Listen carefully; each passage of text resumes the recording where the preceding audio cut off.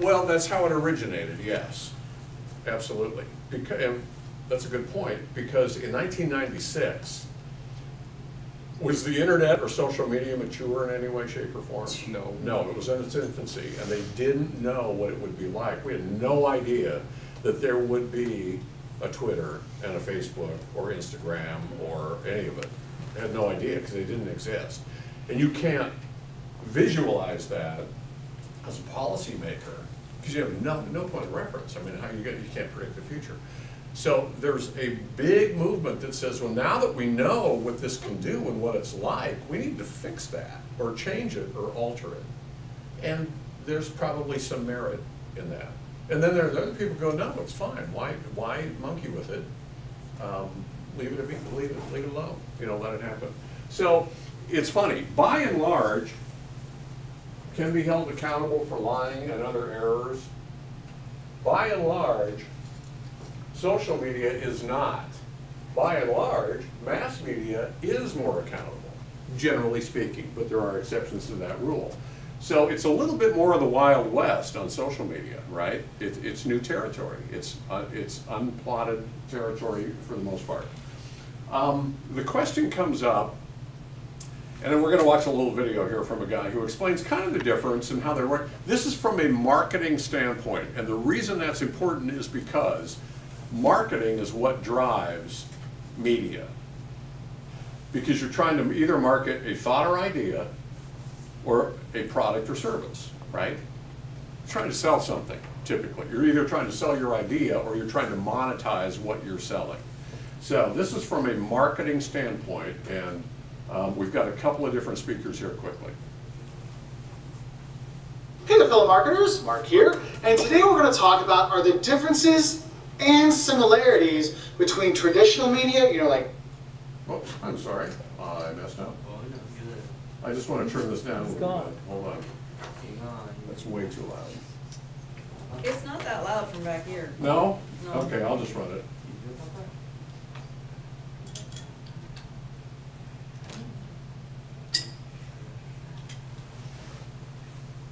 Okay. Hey there, fellow marketers, Mark here, and today we're going to talk about are the differences and similarities between traditional media, you know, like TV, billboard, newspaper ads, and social media. You know, those Facebook ads, those pre-roll and mid-roll ads on YouTube videos, probably one you saw before this video, those kind of things. We're going to compare and contrast those two to see how we as marketers can use those, but also how they kind of affect the kind of things we can do and what we can do with money and all kinds of stuff like that, all right? Now, one of the things that's really cool, whether you're in traditional media or your social media, if you look at the ability to reach a large audience and a niche small audience, both of them can do that. I mean, think about it. In traditional marketing, yes, you can reach tons of people. Think about the TV commercials at the Super Bowl. Everyone even talks about those commercials. It's pretty cool. You can get that huge audience that way.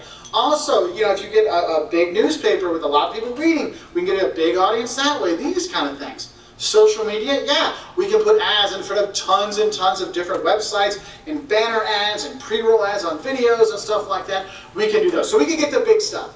But also, both of them let you get down and get into those little niche markets, okay? So for example, if you want to get a niche market on, you know, train people, there's actual magazines that are just about trains and train collecting, like little miniature trains or big trains or gas-powered trains or, you know, people that watch trains go by. There's a whole market just for magazines for that, and so you can niche down to that magazine stuff. Also, think about it, you can niche down into blogs about trains too. So you can get really focused down into a small niche or in either one. So it's really kind of cool. So no matter what kind of media you're going to use, you can get the big groups, but also the small groups as well. Okay, so that's the one really big thing where both traditional media and social media do well and you can use, okay?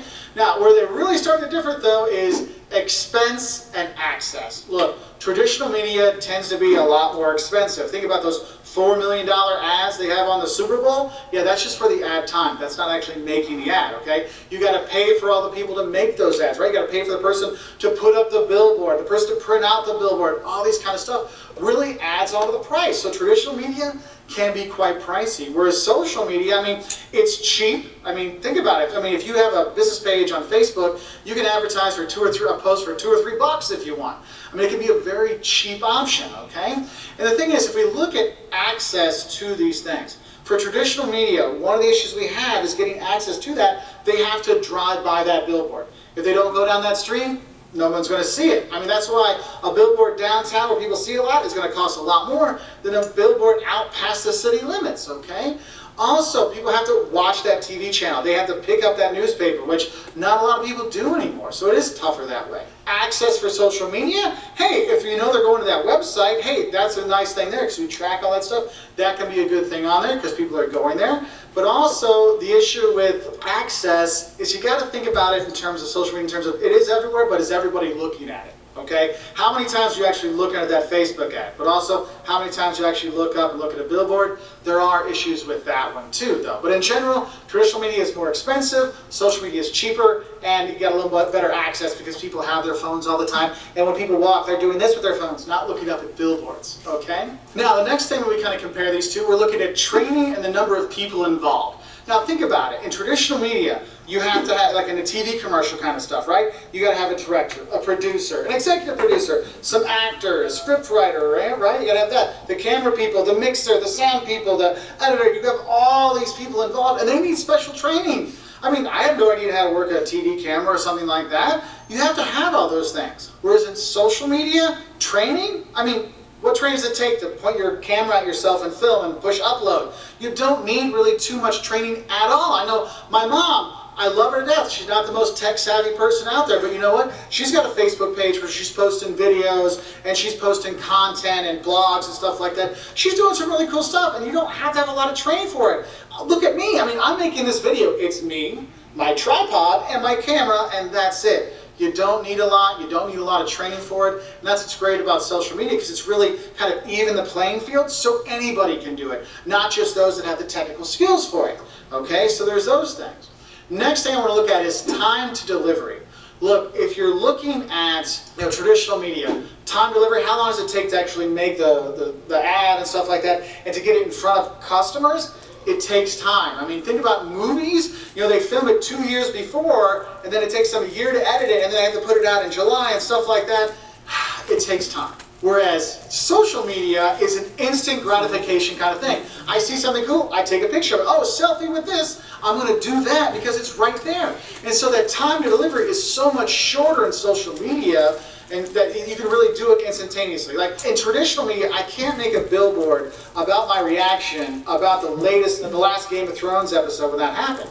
No, I can't do that because it takes so much time. It'll be on to the next episode. But on social media and Twitter, heck yeah, I can post it right away. I can have instant stuff. Oh my God, did Arya just do that? Oh my gosh! You have these things, okay? And so that's one of the cool things about social media is it can be instant. It can be now. And we have a society that's all about instant gratification.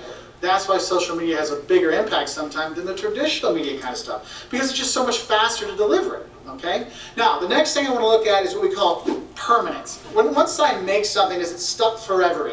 Now, think about social media. You can make a post, you don't like it, you can delete it right away, or you can change some of the words in it because, oh, I misspelled something.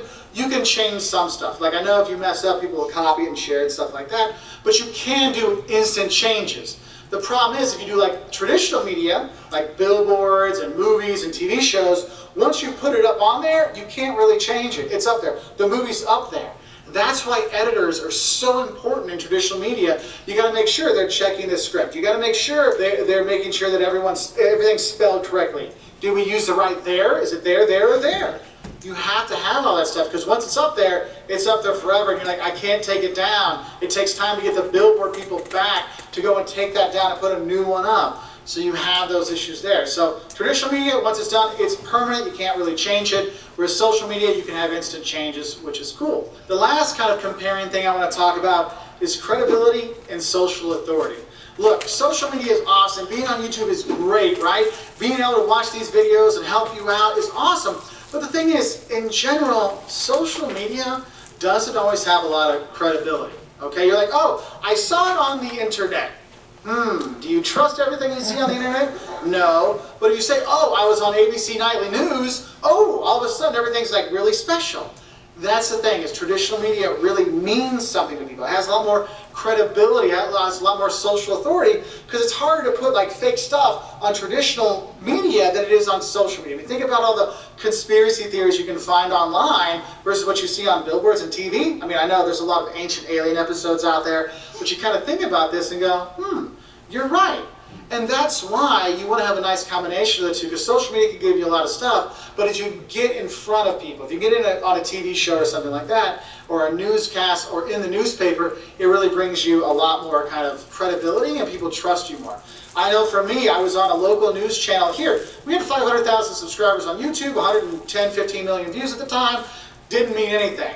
Once I was on the local news, then my friends were like, hey, you're actually making it. I'm like, but I was already making it before. No, but people give more social authority to that traditional media. So you got to think about, what am I selling? What am I trying to get out there? Sometimes it's more important to have that credibility than just being the notoriety of social media, okay?